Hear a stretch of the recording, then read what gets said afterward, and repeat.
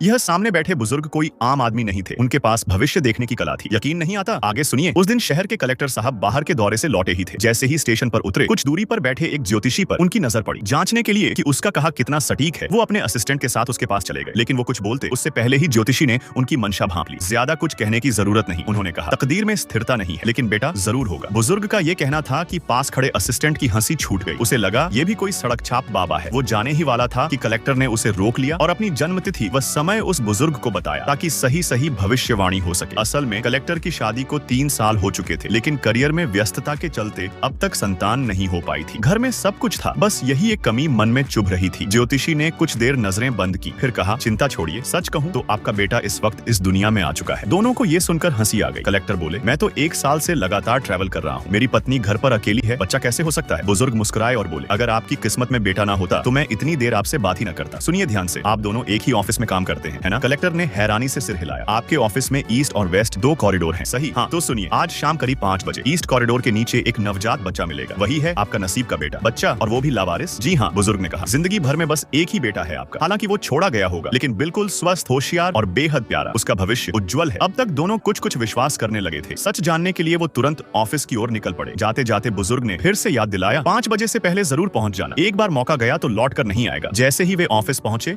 और उस कॉरिडोर के पास पहुंचे, असिस्टेंट वहीं थम गया। उसके चेहरे की हैरानी साफ दिख रही थी। फिर उसने धीरे से सामने की ओर इशारा किया। कहानी यहीं पर रुकती है, अगले भाग में इसका रहस्य खुलता है।